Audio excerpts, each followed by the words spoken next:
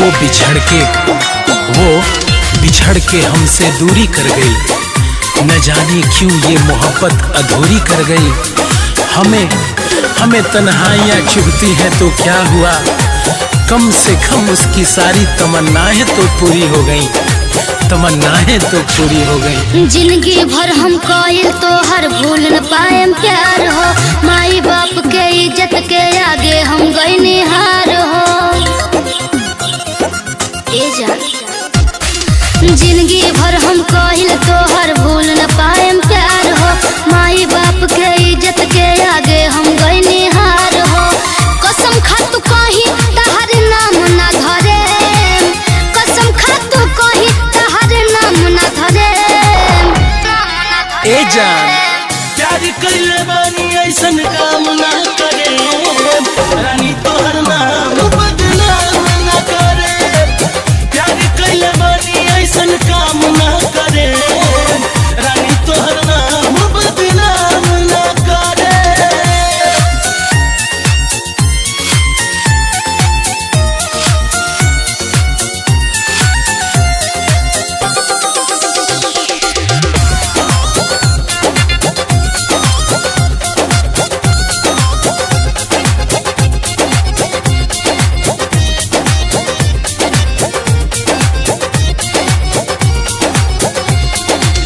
दारू गांजा मौत पी हो, याद में रोज हो, शादी में आवे के बाद खाए खाते भोज हो, खाए खाते भोज हो। बात न टले बानी नाही को बोटाले, भोज का तू कह देबू जहरियो भी खाले। इज्जत जाई तो हम जिंदा ना रहे, इज्जत जाई तो हम जिंदा ना रहे। चुप पगली। प्यार कइले बानी ऐसन काम ना करे, रानी तोहर नाम बदनाम ना करे। प्यार कइले बानी ऐसन काम ना करे, रानी तोहर नाम बदनाम ना करे।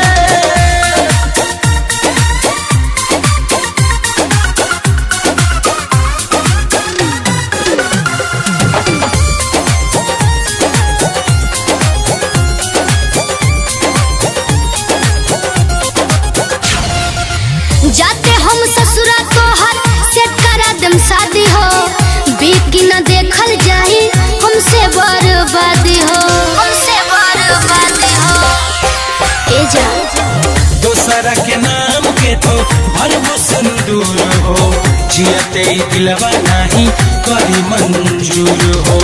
कैसे शिकारी संगे डोली चढ़े, कैसे शिकारी संगे डोली चढ़े, डोली चढ़े।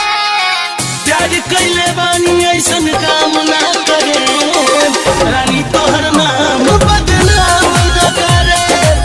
प्यार कइले बानी ऐसन काम ना करे, रानी तोहर नाम बदनाम ना करे। जिंदगी भर हम कोहिल तोहर भूल न पाए प्यार हो, माई बाप के इज्जत के आगे हम गए निहार हो। कसम खा तू कहीं तहर नाम ना धरे, कसम खा तू कहीं तहर नाम ना धरे। प्यार कइले बानी ऐसन काम ना करे, रानी तोहर नाम बदनाम ना करे। प्यार कइले बानी ऐसन काम ना करे, रानी तोहर नाम बदनाम ना करे। अब का पूछत रुजा।